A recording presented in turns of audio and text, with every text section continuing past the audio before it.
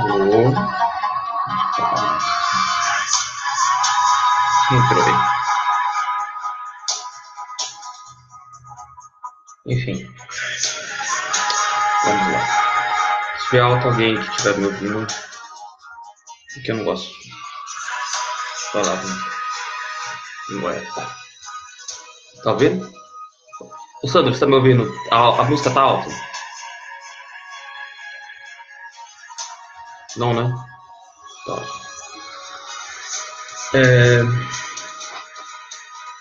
Vamos lá.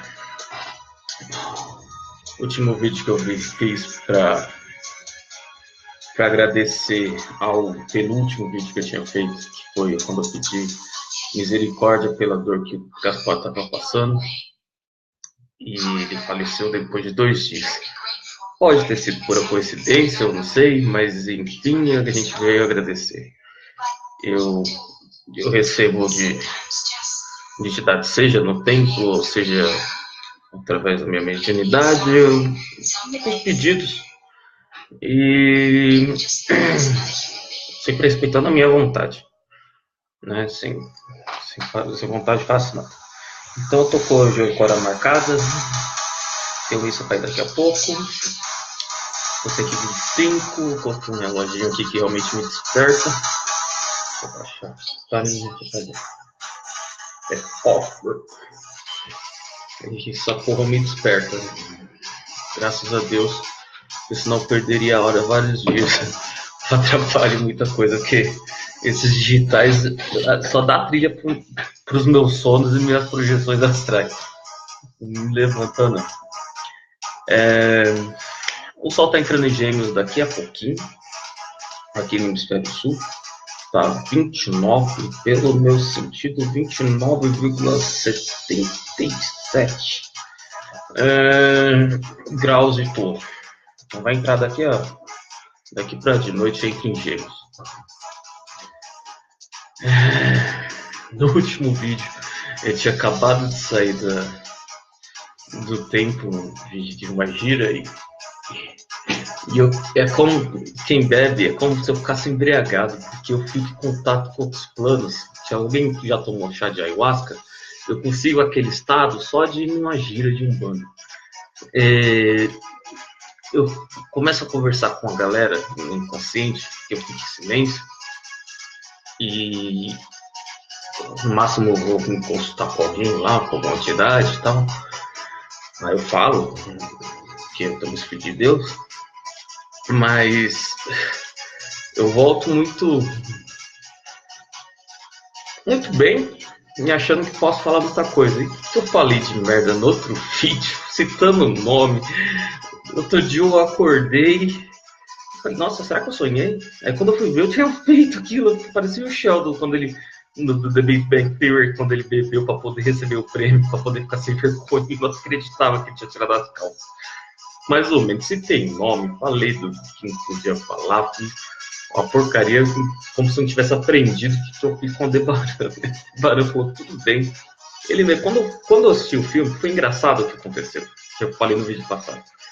Eu falei sobre a questão karmática que Aldebaran, que é uma entidade titânica, um cara muito já mais do que firmado na face do Criador, regente da Casa de Touro e conhecido aqui no mundo sob N nomes diferentes culturas, sobre diferentes nomes na mitologia, tanto na cristã como judaica, urubá e tudo. Ele tá sempre presente. Eu chamo de Aldebaran porque é o nome dele. Ele me falou, não, papai não, vai lá e compartilha de novo, falar sobre modernidade compulsória, inclusive. Daquele jeitão dele, assim, que eu me digo. E a orbe que ele tá, ele, que é o que eu falei, é muito mais feliz, ele só dorme menos, lógico, e é quando a gente consegue o contato. Eu achei que podia, né? Falei de nome de gente, porra toda, paguei com uma rapidez tão grande, graças a Deus, falei de sábado à noite, paguei no domingo de manhã. Então vamos lá, Sol tá entrando em Gêmeos. Gêmeos é a casa 3. Eu pretendo fazer esses vídeos quando o Sol entrar em umas casas que eu me senti bem falar sobre. E acontecendo um evento astrológico, você pode dar aí, tá vendo, um search astronômico, científico, para saber o ano que o Urano faz a volta em volta do Sol, a translação Urano. É um tempo grande. E é um tempo grande que ele fica nas casas zodiacais. E ele fazia um tempo já, um bom tempo, que estava em Áries. Urano, na mitologia, ele é o pai dos titãs. Antes dele era só o caos, na mitologia greco-romana. Tanto é que na mitologia romana não tem nem nome, é do Urano mesmo. Ele cobria a Géia, que é a Terra, toda noite. Ele cobria a Géia. Tinha essa relação. E até que um filho dele, Saturno ou Cronos, que é o tempo, cortou o saco dele, que caiu no mar, e saiu Vênus, que é o amor. Enfim. Por que se deu esse nome ao planeta depois, no século passado? E ele representa exatamente isso, que é a Géia. Por quê? Ele teve 12 filhos com a Géia, os titãs. E ele achava os filhos dele feios.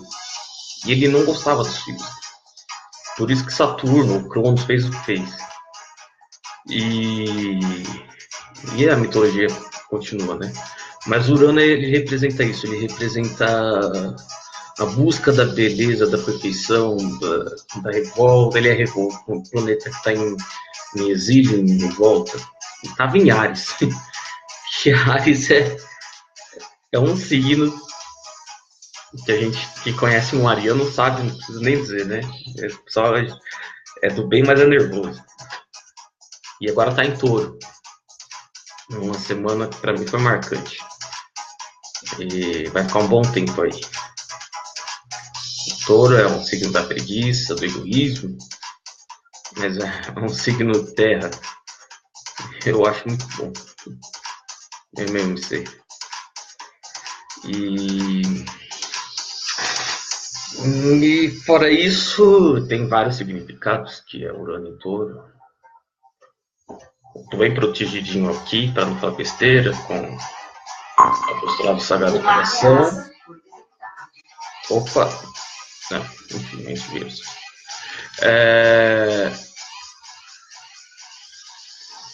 Bem protegido dessa vez, com volta aqui, eu Congado outra vez até falei sobre isso, que a gente não pode falar. Mas dessa vez eu tô. Então vamos lá, vou contar um pouquinho de uma história a respeito da casa de Gêmeos. Gêmeos é regido pelo planeta Mercúrio. Essa sincronia da astrologia com astronomia e mitologia é uma coisa que eu acho linda, por isso que a astrologia me conquista muito. Me pega demais, eu estudo demais a respeito. E vivo muito isso. Gêmeos é regido pelo planeta Mercúrio. Mercúrio rege o nosso aspecto de comunicação. Mercúrio era o deus da comunicação. Hermes na mitologia grega. Mercúrio na mitologia romana. É aquele deus que tinha asinhas no pé. Ele mandava os recados que Júpiter, o Zeus, tinha para dar, inclusive para todo mundo, para toda a criação. Ladrões, inclusive, ele era conhecido como patrão dos ladrões. Mas ele é uma coisa muito rápida, muito ativa. Ele rege a comunicação, então ele rege a nossa comunicação. O meu Mercúrio é em Áries. O Mercúrio está com em Áries um bom tempo aí. Tipo, eu falava coisa que eu não queria quando eu me falei. Agora está em Touro, graças a Deus. Saiu do meu domicílio. E Mercúrio rege Touro, né? Gêmeos. Mercúrio rege Gêmeos. Então, e Gêmeos é um signo de ar. Gêmeos é um signo reflexivo. Gêmeos é a casa que eu tenho até obrigação de falar sobre, se eu tenho como, que uma pessoa veja isso, por obrigações astrais, espirituais e tudo mais, principalmente de toda a informação que eu tenho. Como eu já falei outras vezes, você pode pesquisar. Aliás, obrigado aí a sincronia das coisas, que essa semana eu num fórum nas correrias, eu vi uma doutora, uma advogada, colega de trabalho, com um livro, Os Filhos do Éden. E quando eu fui ver o subtítulo, as consequências de Atlântida e tal, e eu fui ver o autor, é um americano falando sobre uma ficção, né? Aquelas ficções tipo Cavaleiro do Zodíaco. E quando eu fui ver, nossa, bem interessante, que diferente daqui que a gente escreve sobre a Atlântica, mas no meio espírita mesmo, né? Como o Roger Coutinho Paranhos. Eu mesmo, se eu tivesse paciência e fé em mim mesmo para escrever sobre a Atlântida, teria tanta coisa para falar. E eu vou contar minha história, uma das minhas vivências, que foram não só uma, que eu tive lá. É o seguinte, se você assistiu Pantera Negra, você vai ter mais ou menos uma ideia do que era Atlântida. Era uma terra, como se fosse um reino, ficava exatamente no meio do Atlântico. Tinha outro que ficava lá onde perto da Austrália hoje, que chamava Lemúria. Eles tinham uma relação entre si. Eram duas raças distintas. Uma era branquinha, alta, com olho geralmente claro, vegetarianos. E eles tiveram a idade de ouro, mais ou menos a gente está no ano 2000, quase 2000, que da queda há 42 mil anos. Eles tiveram a idade de ouro. Total conexão com o Criador. Os maçônicos fazem rituais atlantes sem ter a menor noção do que estão fazendo. Porque a maçonaria ela é filosófica, mas ela só se apega no aspecto material do que você vai ganhar e assinando os contratos no astrais que eles não têm a mínima noção do que estão fazendo. Enfim. Então, Atlântida, que aconteceu? E depois de um tempo eles tiveram a Idade de Ouro, que foi a idade onde que hoje, uma das minhas encarnações. Eu me encarnei também depois na época da guerra. Não muito. Fui lá, passei pela terra atrás daqui. Mas eles caíram numa depravação tão grande, de valores humanos tão cruéis, que poucas vezes foram vistos na criação. É uma coisa muito... Tanto é que a Terra rege Câncer. E é uma orbe muito considerada na casa de Câncer. Até por conta desse ocorrido, da queda atlântica. Tem muitas fotos, se vocês procurarem no Google. Tem no meu Facebook. Assim você simplesmente fecha os olhos para isso. Os atletas têm muitos encarnados aí. Eles não querem jamais falar desse passado dele. Foi uma depravação muito grande. Não é depravação, não estou falando de sexualidade nem nada. Mas do orgulho e da crueldade humana. Lógico que a gente conseguiu coisa parecida no século passado com Hitler. Mas era algo tipo aquilo. Tipo o Império de Star Wars. Manipular a ciência. A matriz energética era uma coisa que dependia da casta da pessoa.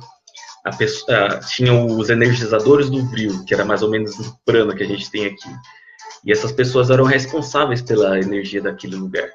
E tinha o oricalco, que é um tipo vibrônio em Pantera Negra. E ele dava energia também. Tinha as pirâmides centrais nas cidades. E essas pirâmides ligavam as cidades. E as cidades pareciam muito tipo as cidades de hoje. Aqui na zona sul de São Paulo tem prédios idênticos. Tem um condomínio que é exatamente idêntico. Um penthouse idêntico. Idêntico a um prédio Atlântico. Eles estavam mais ou menos nesse tempo, assim, de construção civil. Eles tiveram uma era de ouro. E eu vivi lá. E eu era o gêmeo. Eu tinha um irmão gêmeo.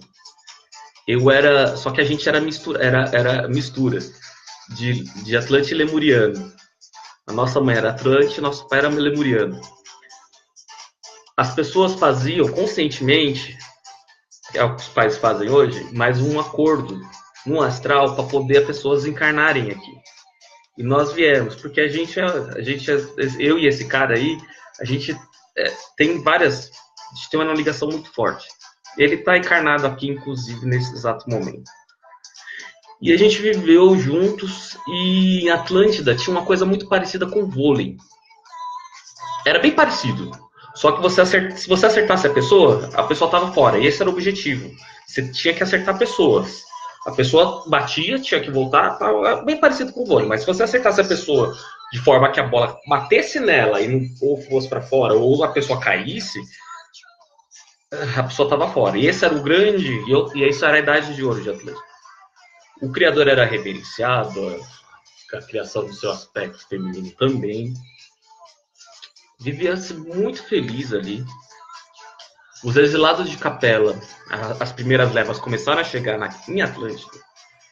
E era alguma coisa entre terceira e quarta dimensão. Tinha as missões que as pessoas tinham que fazer aos filhos da Terra, que eram as pessoas que estavam evoluindo aqui na Terra. E eu era um mais branquinho e meu irmão era um pouco mais moreno. E o meu irmão, ele exatamente assim, ele não é meu irmão, não. Eu tenho um irmão, mas não é ele. Mas se você for pegar o sujeito e ver, eu não vou jamais falar quem é, obviamente, mas ele parece um pouco, lembra o meu estilo de ser, e ele é um pouco mais moreno ainda, inclusive.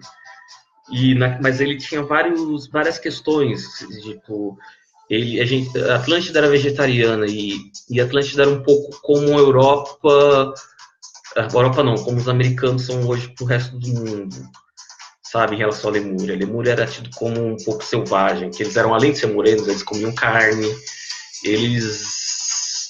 a raça lemuriana depois, através das missões atlânticas e lemurianas no Egito, eles conseguiram retornar à pátria espiritual deles, e os atlantes não. Porque a Guerra Atlântica foi uma coisa horrorosa. A Guerra Atlântico-Lemuriana que os atlantes fizeram contra a Lemúria foi uma coisa muito ruim. Quando os arcanos, os responsáveis astrais pelas coisas que acontecem na Terra, achavam que estava fazendo uma missão X para melhorar, eles pegavam aquilo e pioravam para poder maltratar mais ainda as pessoas. E era uma crueldade tão sem limite no fim, que aquele negócio caiu mesmo.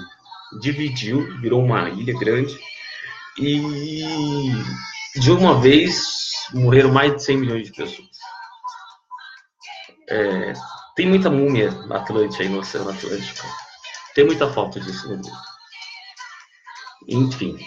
E eu era um jogador muito bem sucedido desse vôlei que existia em Atlântida, que era transmitido para todo mundo em algo tipo de uma televisão. Muito parecido com as televisões de tubo que existem hoje. E eu tinha uma fama muito grande. Meu nome era Engel. Atlântida tinha essa coisa. O nome do meu irmão era Iago. Era Marinho. Os nomes eram assim, sabe? Essa coisa porque a atmosfera atlântica parecia como era uma coisa mais aquosa. Porque a nossa matéria era leve. Nós atlantes eram mais altos. Se colocar hoje como os atlantes da Era de Ouro. Conforme foi passando o tempo, eles não querendo se misturar a eugenia deles, eles foram ficando menores. Mas da Era de Ouro, os atlantes eles tinham mais ou menos hoje entre 2,5 metros e 3 metros. Mais esquálidos e tal. E eu era muito bom. E meu irmão tinha uns poucos ciúmes disso. Tem uma pessoa muito famosa que também estava nesse mesmo espaço-tempo encarnado. E a gente tem uma relação estranha até hoje.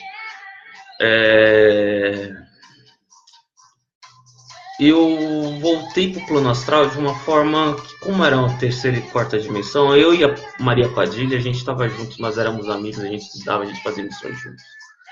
E eu e meu irmão, a gente era muito apegado, nós somos, a gente tem um amor muito grande um pelo outro.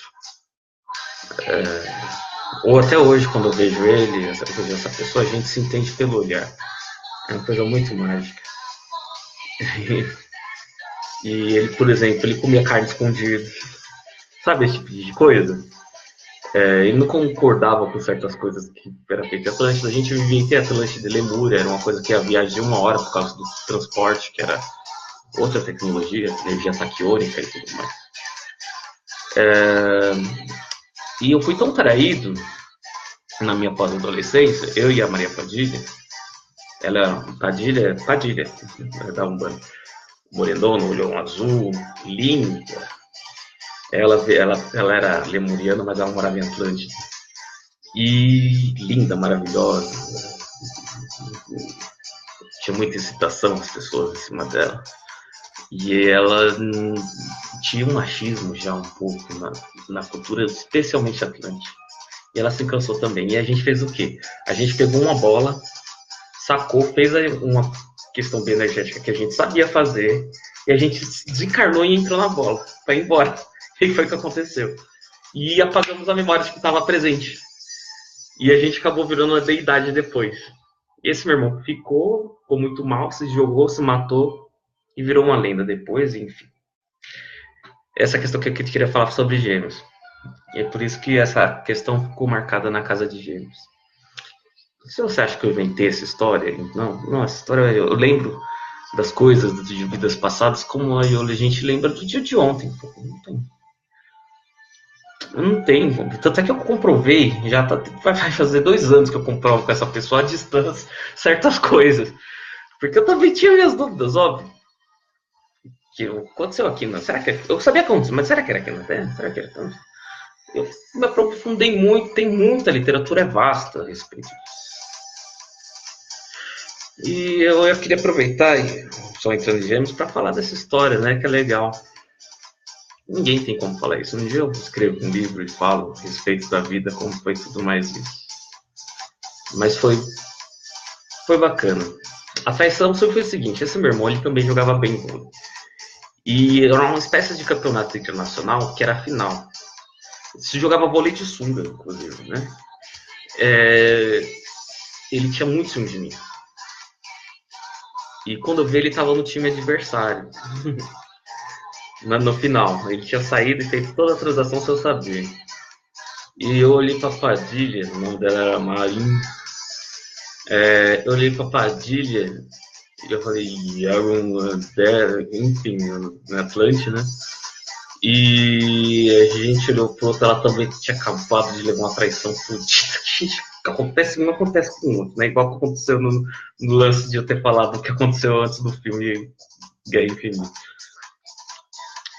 E na hora do muito eu fiz uma coisa meio que sem pensar.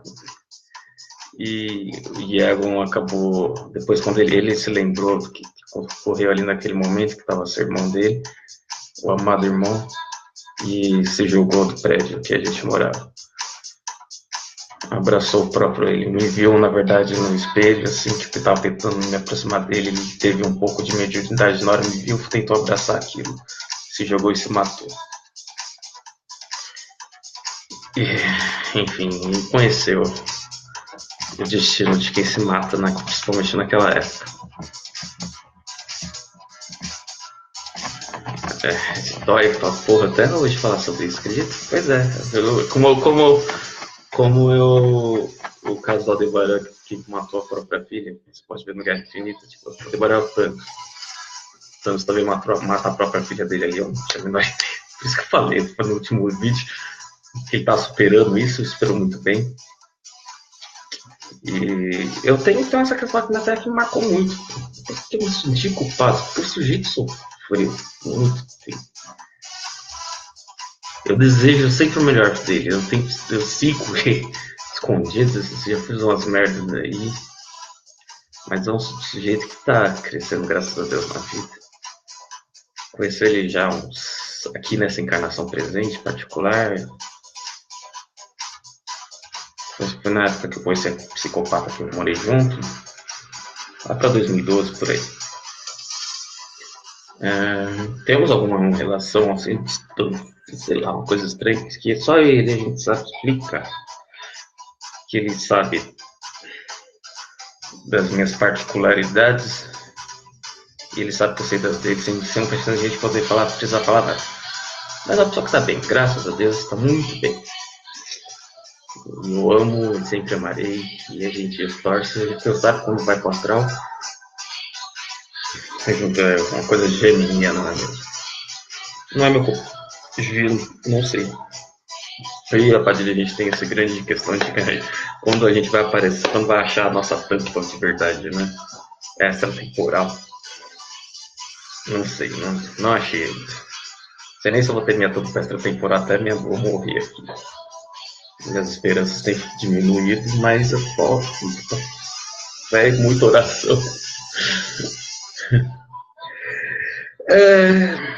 Pessoal do nosso lar, não vou falar mais do pessoal de Aruanda, porque Aruanda eu dou muita.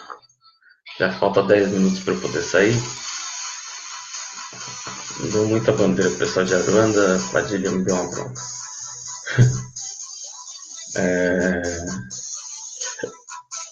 A Padilha mandou lá pra porra. Então, teve o pessoal do nosso lar, que é outra coisa mais ligada à cura, mais da pessoa da teologia de Rafael, pediram algumas coisas, aí eu falo aqui, bem rapidamente. Não vou falar isso agora da história de Satã, não. Acho meio pesado, eu falei da outra vez, acho meio pesado agora falar da história do que se tem aqui como filho da luz, né? Luz brilhante, luz resplandecente, Lucifere. Não vou falar da Cabala. Esse daqui eu falei outra coisa que é histórico. Uma errata, eu falei que era Justiniano. Não, eu falei que era Constantino, mulher de Constantino, mas não. Foi mulher de um outro imperador romano do Oriente que mandou matar todas as putas porque ela tinha muitos ciúmes do marido. E ela ficou com medo, por isso que a reencarnação saiu do Ocidente. Então,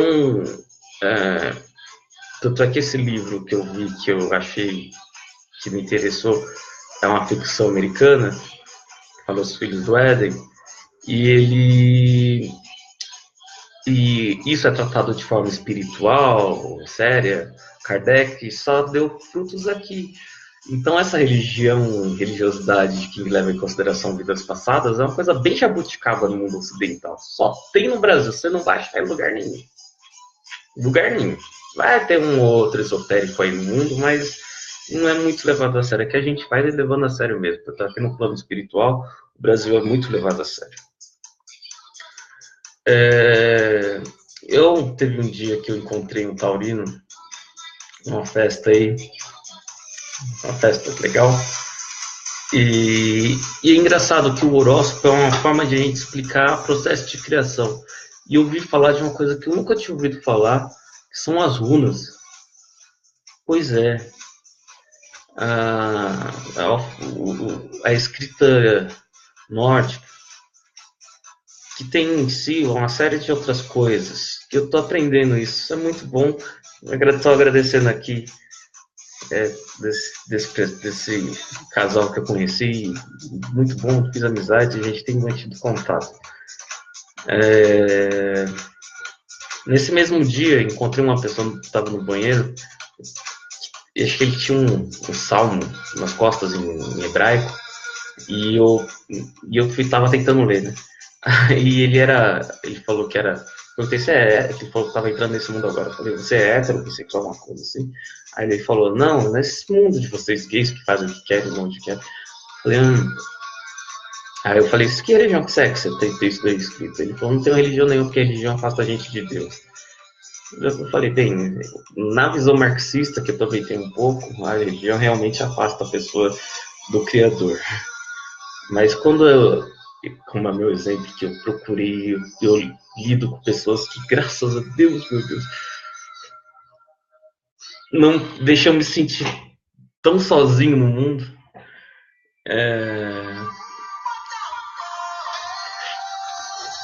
Graças a Deus, tem uma religião aí chamada Umbanda no Brasil, que é aberta pra porra, né? E só tem aqui, foi criada aqui, mistura cultura iorubá com kardecismo e que tiver também. Tem de linhas, tem o criador como máximo inspiração e glória. Orixá, Oxalá, Jesus, que a gente estuda muito, e é muito legal porque você fala com as pessoas de uma forma que a gente acessa alguns planos, né? Mesmo estando aqui presente, e a pessoa sabe do que está falando e te dá resposta. É tão legal. Eu que, sei lá, fui tido muito por louco, ou louco ou coisa do demônio aqui na minha casa. Por namorados, nem se fala. Isso foi muito legal para mim. E a religião, ao contrário, às vezes não que seja uma relação sua com Deus, mas é um presente para você, às vezes, né? Religião, né? Religar, você voltando para sua origem. Mas eu até concordo com esse cara. Mas ele tem a gente está na época desse, principalmente quando o Urano está em área, desse espiritualismo. Meu Urano do meu horóscopo, posso falar, é Sagitário da minha geração. Então a gente tem muita dificuldade de. Por isso que eu caminhei horrores, de pegar uma religiosidade e falar, eu sou fiel a esse negócio aqui. Não, sempre tem muita desconfiança. Buscar a verdade naquilo, né? Então eu queria dizer que brilhe, que raie esse sol, nesse dia que tá um calor aqui em São Paulo, 12 graus agora aqui em São Bernardo. Graças a Deus, eu gosto de adoro frio. E quermesse, tá? Que nos brilhe, que traga essa coisa da reflexão geminiana. Geminianos são conhecidos como pessoas falsas e difíceis de lidar. São apenas pessoas que têm um tino da mediação, né? Tem que ver, eu vejo por esse lado, eu me dou bem com os geminianos. Que fale mal de mim, dane-se. Se falar bem, se falar mal, eu não ligo muito pra isso, não. Eu acho que até por ser gay, eu sempre soube que as pessoas falam desde pequenininho, né? As pessoas falavam, não na minha frente, mas falavam por trás, então eu sou um pouco acostumado com isso. E geminianos, eles simplesmente não vão dar a opinião que eles têm a respeito de você na tua cara. Mas são pessoas afáveis, né? Pessoas que gostam de conversar. Eu tenho isso no meu mapa bastante, parece um ventilador. E umas questões que realmente eu reflito sobre. Arianos não gostam, não são pessoas reflexivas, são pessoas que têm opinião pronta, né? Eu, graças a Deus, tenho essas questões geminianas em alguns pontos no meu mapa. Me vindo da minha parte, a parte assim, sabe? Da armadura de Gêmeos. Que sigamos essa saga de 2018, trazendo a todos nós prosperidade, alegria, saúde, paz, perseverança, insistência e paciência nos obstáculos. Tenho muito a agradecer, esse ano tem sido muito legal para mim. Em nenhum aspecto, eu já namorei demais na vida, né? Primeira vez que eu tô aí, desde os 16 anos, vou fazer 2 anos que tô solteiro. Daqui uns meses. De fato. Deu hora. Então é bom ficar solteiro um tempo. Eu tô gostando bem disso, né? Como é bom. Godoshi, Godoshi, Godoshi, Adonai Tsibayov. Aí na casa de Gêmeos. Casa aqui. Se a mim, tem o seu espírito.